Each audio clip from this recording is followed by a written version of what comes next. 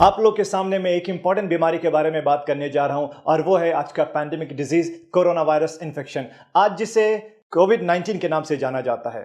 ये pandemic disease जिसे हिंदी में महामारी कहते हैं। आप लोगों ने सुना होगा किसी जमाने में कि पूरे मुल्क में हैजा फैल गया है या पूरे मुल्क में प्लेग फैल गया है। ये सब अपने आप में एक महामारी थे। उसी तरह से आज के टाइम की महामारी ये कोरोना वायरस डिजीज है। सोशल मीडिया, व्हाट्सएप, फेसबुक के जरिए हमारे पास बहुत सारे इंफॉर्मेशन है ये कोरोना वायरस के बारे में। इसमें कुछ सही है और कुछ गलत। इस सही गलत के चक्कर में बहुत सारे लोगों की जिंदगी पे और बिजनेस पे काफी असर पड़ा है। लोगों में एक बहुत डर का माहौल बना हुआ है। लोगों को लगने लगा है कि अगर उनको ये इन्फेक्शन हो जाएगा तो उनका मरना पक्का है, जबकि ये बिल्कुल गलत बात है। ऐसे सिचुएशन में मेरी जिम्मेदारी है कि मैं आपके सामने सही इंफॉर्मेशन दूं और गलत बातों से आपको सावधान करूं। आइए समझते हैं इस वायरस के बारे में। जो सबसे पहला केस दुनिया के सामने आया वो वुहान शहर से, जो चाइना में पड़ता है। जब आउटब्रेक हुआ था तो उस टाइम कुछ लोग वहां पे गए हुए थे, कुछ लोग बिजनेस के लिए, कुछ एजुकेशन के लिए और कुछ लोग घूमने के लिए। सेम टाइम पे जब वो वापस आए, एक मुल्क से दूसरे मुल्क से तीसरे मुल्क, और इस तरह से पूरे दुनिया में ये इन्फेक्शन फैलता गया। सबसे पहला सवाल कि ये बीमारी फैलती कैसे है। आपको बता दो, ये बीमारी क्लोज कांटेक्ट से फैलती है, सांस के जरिए। ये एक रेस्पिरेटरी डिजीज है। ये वायरस हमारे नाक से होते हुए सीधे लंग्स में पहुंचता है। आप इस वायरस के स्ट्रक्चर को देखिए, इसमें कुछ स्पाइक्स जैसे नुकीली चीजें हैं और साथ में हमारे लंग्स का फोटो देखिए, कितने ब्रांचेस बने हुए। ये वायरस सीधे नाक के रास्ते से होते हुए हमारे लंग्स में जाता है और आसानी से चिपक जाता है। ये वहीं पे मल्टीप्लाई होता है, उसके बाद से नुकसान पहुंचाना स्टार्ट करता है। तो यहाँ पे साफ मतलब है कि जो ज्यादातर सिम्टम्स हमारे पास में आते हैं वो लंग्स से रिलेटेड होते हैं। और ये वायरस अगर आपके खाने के साथ पेट में जाए तो पेट में एसिड प्रोडक्शन होता है खाना पचाने के लिए, जिससे ये वायरस मर जाता है। तो इसका मतलब ये हुआ कि खाने से ये वायरस नहीं फैलता है। एक बहुत बड़ा कंफ्यूजन है लोगों में कि क्या नॉनवेज खाने से भी ये वायरस फैलता है। मैं आपको बता दूं, बिल्कुल नहीं फैलता है। आउटब्रेक जब हुआ था वुहान से, तो वहां पे एक सी फूड मार्केट है। अब वो सी फूड मार्केट में एक साथ काफी सारे लाइव एनिमल्स, जिंदा जानवर और फिश जैसे सी फूड मिलते हैं। रिसर्च के हिसाब से एक एनिमल वायरस और एक ह्यूमन वायरस मिलकर के म्यूटेशन हुआ और एक नया वायरस बन गया। तो इसलिए हम इसे नोवेल कोरोना वायरस भी कहते हैं। अभी के टाइम पे ये पूरा का पूरा ह्यूमन वायरस है और सिर्फ इंसान से इंसान में फैलता है। इसलिए अगर आपको कोई ये कहे कि मटन खाने से या चिकन खाने से भी ये इन्फेक्शन फैलता है तो गलत बात है। हाँ, वो जनरल प्रिकॉशन है कि हम जो भी खाना बनाएं उसको बहुत अच्छे से पका करके खाएं। एक इंसान से दूसरे इंसान में ये इन्फेक्शन कैसे फैलता है। आप मान लो ये इन्फेक्शन मुझे हो चुका है और मुझे खांसी होना स्टार्ट हो चुका है, तो मेरे खांसी करने के दो तरीके होंगे। एक तो मैंने हवा में खांसी किया और दूसरा मैंने अपने हाथों पे खांसी किया। दोनों कंडीशन में मैं ये इन्फेक्शन एक दूसरे को फैला सकता हूं। अगर मैंने हवा में खांसी किया तो मेरे मुंह से वायरस निकला और वो 1 से 1.5 मीटर तक जाकर के नीचे चला जाएगा। उस बीच में अगर मेरे अगल बगल में कोई है तो उसके हाथ पे चिपक जाएगा वायरस या उसके मुंह पे लग जाएगा ये वायरस। अगर मैंने अपने हाथ पे खांसी किया और मैं अपने घर पे बैठा हूं तो मैंने पानी पीने के लिए जग को टच किया, फ्रिज खोला या किसी भी सामान को टच किया, और अगर मैं बाहर जाने के लिए निकलता हूं तो मैंने लिफ्ट को टच किया या किसी भी चीज को मैंने टच किया, उस बीच में कोई दूसरा इंसान आकर के उसी सेम चीज को टच करता है, तो ये हमारी नॉर्मल आदत होती है कि हम लोग अपने हाथ को बार बार अपने मुंह पे लगाते हैं, नाक को टच करते हैं, आंख को भी टच करते हैं। तो इससे आसानी से ये इन्फेक्शन उस इंसान को भी हो जाएगा। नाक पे वायरस गया, नाक से होते हुए सीधे लंग्स में चला जाएगा। लोगों में ये भी कंफ्यूजन है, ये वायरस हवा में भी उड़ता है क्या। आपको बता दूं कि ये वायरस हवा में नहीं उड़ता है। आपको जैसे मैंने बताया कि मैंने खांसी किया तो मेरे मुंह से वायरस निकल के 1 से 1.5 मीटर तक जाकर के नीचे चला जाता है। तो ये वायरस हवा में नहीं उड़ता है। अब किसी को ये इन्फेक्शन हो जाए तो क्या क्या सिम्टम्स आएंगे, यानी कि मरीज के अंदर लक्षण क्या क्या होंगे इस बीमारी के। जो सबसे पहला लक्षण स्टार्ट होगा वो तो आम फ्लू जैसे सर्दी जुकाम और गले में खराश, लेकिन इसके साथ में सूखी खांसी और बुखार भी होगा। मतली जैसा यानी कि उल्टी होने का मन भी होगा पेशेंट को, और धीरे धीरे ये सिम्टम्स और ज्यादा बढ़ते जाएंगे वक्त के साथ। साथ में उनकी हिस्ट्री भी देखिए कि पिछले 10 से 12 दिनों में वो किन किन जगहों पे गए हैं। ये अगर वो जगह पे गए जहां पे ये इन्फेक्शन बहुत ज्यादा फैला हुआ है तो फिर ज्यादा चांसेस है कि इनको ये इन्फेक्शन हो सकता है। लेकिन इसका मतलब ये नहीं अगर किसी को भी सर्दी जुकाम और बुखार है तो सभी को ये इन्फेक्शन है। आप साथ में ये भी देखिए उनकी हिस्ट्री के 10 से 12 दिन में किन किन जगहों पे गए हैं। अगर ये उन जगहों पे गए जहां पे ये कोरोना वायरस का इन्फेक्शन बहुत ज्यादा फैला हुआ है तो हाँ, ऐसे केसेस में ये बीमारी होने के बहुत ज्यादा चांसेस हैं। 80 to 85% केसेस में सिर्फ माइल्ड सिम्टम्स आते हैं। माइल्ड का मतलब कि ज्यादा सीरियस सिम्टम्स नहीं होंगे, हल्का सा सर्दी जुकाम और बुखार। लेकिन 10 से 15% केसेस में ज्यादा सीरियस सिम्टम्स आते हैं कि जब सांस लेने में तकलीफ होने लगे, गले में बहुत ज्यादा दर्द होने लगे, जैसे सिम्टम्स लाइक अस्थमा और दमा जिसे कहते हैं, इंग्लिश में शॉर्टनेस ऑफ ब्रेथ या डिस्निया हो जाए। अब तक बच्चों में ये बीमारी ज्यादातर नहीं देखी गई, लेकिन इसका मतलब ये नहीं कि बच्चे 100% सेफ है। ज्यादातर बड़े लोगों में इस बीमारी का असर देखा गया है। नौजवान और हेल्दी लोग इस वायरस को आराम से बर्दाश्त कर सकते हैं, लेकिन जिनका उम्र 60-70 साल से ज्यादा है, बूढ़े, ज़ईफ और जिनको साथ में कोई दूसरी बीमारी भी है जैसे कि डायबिटीज, हाइपरटेंशन, दिल की बीमारी, उनके लिए यह वायरस को बर्दाश्त करना मुश्किल होगा। उम्र के साथ और बाकी बीमारियों के साथ इंसान का इम्यून सिस्टम थोड़ा कमजोर हो जाता है। इम्यून सिस्टम का मतलब हमारे शरीर की अपनी शक्ति होती है बीमारी से लड़ने की। अगर किसी को ये सारे सिम्टम्स आ जाए तो आगे आपको क्या करना चाहिए? आप सबसे पहले इस हेल्पलाइन नंबर पे फोन करिए और अपने सिम्टम्स के बारे में बताइए। ये हेल्पलाइन नंबर इंडियन गवर्नमेंट की तरफ से है। हेल्थ अथॉरिटीज के लोग आपसे बात करेंगे और आपको सही मशवरा देंगे। जरूरत पड़ने पे आपके दिए हुए एड्रेस पे आएंगे और आपका जांच करेंगे। अगर उनको सारे सिम्टम्स इस वायरल इन्फेक्शन का लगेगा तो आपके गले से स्वैब कल्चर लेकर के टेस्ट के लिए जाएंगे, और ये टेस्ट अभी सिर्फ सरकारी लैब सेंटर्स पे ही हो पाएगा। फोन नंबर के अलावा हर स्टेट में कुछ खास सरकारी हॉस्पिटल है जिसे इस वायरल इन्फेक्शन का स्पेशल सेंटर बनाया गया, आप वहां पे जाइए। आपका टेस्ट अगर के पॉजिटिव आ जाता है तो उसके बाद में क्या होगा? सबसे पहली बात, आपको बिल्कुल भी नहीं घबराना है, बिल्कुल भी नहीं डरना है। 80 to 85%, 80 से 85% लोगों में सिर्फ माइल्ड सिम्टम्स आते हैं, हल्के सिम्टम्स। अगर सिम्टम्स जरा सा है तो आपको एक स्पेशल वार्ड में आइसोलेट कर दिया जाएगा 2 हफ्ते के लिए, जहां पे आपका सिम्टोमेटिक इलाज चलेगा। अगर किसी को बहुत ज्यादा दिक्कत हुआ सांस लेने में तो उनको आईसीयू में रखा जाएगा, जहां पे वेंटिलेटर की सुविधा भी उपलब्ध होगी, जो कि सिर्फ 10 से 15% लोगों में हो रहा है।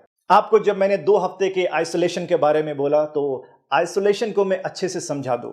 आइसोलेट होने का नाम सुन के लोगों में एक डर सा बन गया है। उनको लगने लगा है कि 2 हफ्ते के लिए उन्हें जेल में बंद कर दिया जाएगा या पूरी दुनिया से उनको अलग कर दिया जाएगा, और इस डर की वजह से वो ना तो किसी हॉस्पिटल में जा रहे हैं और ना ही किसी डॉक्टर से मिल रहे हैं। आपने सुना होगा कि जो सस्पेक्टेड मरीज थे कोरोना वायरस के, यानी जिनके अंदर ये सारे सिम्टम्स आ रहे थे कि इनको शायद ये इन्फेक्शन हो सकता है, और डॉक्टर ने उन्हें एडमिट होने के लिए या आइसोलेट होने के लिए बोला और वो मरीज वहां से भाग गए। प्लीज ऐसा मत करिए। आइसोलेशन का मतलब है कि आपको एक खास रूम में 2 हफ्ते के लिए रखा जाएगा, निगरानी में।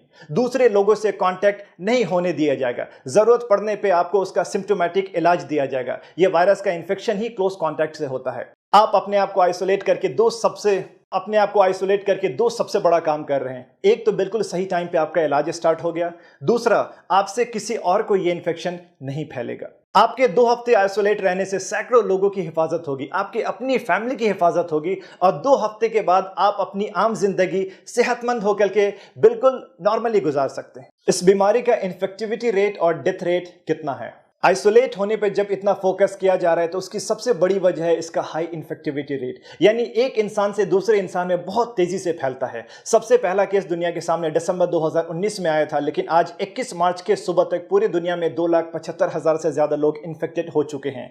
इंडिया में 235 लोग का केस अब तक पॉजिटिव हो चुका है, और सस्पेक्टेड केस और भी बहुत ज्यादा है। लेकिन एक अच्छी बात यह है कि इसका डेथ रेट 4% से भी कम है, यानी कि अगर 100 इंसान को इन्फेक्शन हो जाए तो डेथ सिर्फ 3 या 4 लोगों में हो रहा है। और वो 3-4 लोग जो इन्फेक्टेड है वो भी जो ज्यादा बूढ़े, ज़ईफ हैं या जिनकी इम्यून सिस्टम बहुत ज्यादा कमजोर है। आपको अगर ये इन्फेक्शन हो जाए तो उसके बाद आपका इलाज कैसे होगा? अगर आपको सिम्टम्स नहीं है तो आपको होम आइसोलेशन के लिए मशवरा दिया जाएगा।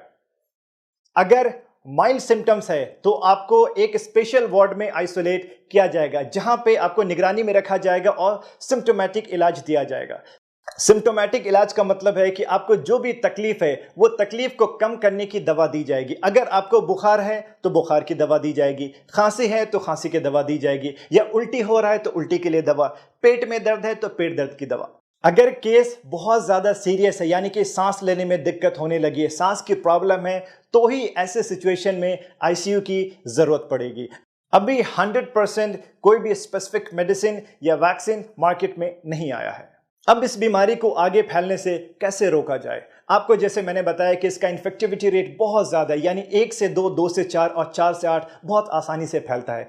अगर किसी एक इंसान को ये इन्फेक्शन हो जाए और हमने उसको एक जगह पे आइसोलेट कर दिया तो उस इंसान से आगे नहीं फैलेगा। या खुद हमने अपने आप को ज़्यादातर लोगों से दूर रखा, वो इसलिए कि हमें पता नहीं है कितने लोग इन्फेक्टेड है, तो हमने अपने आप को बचा लिया।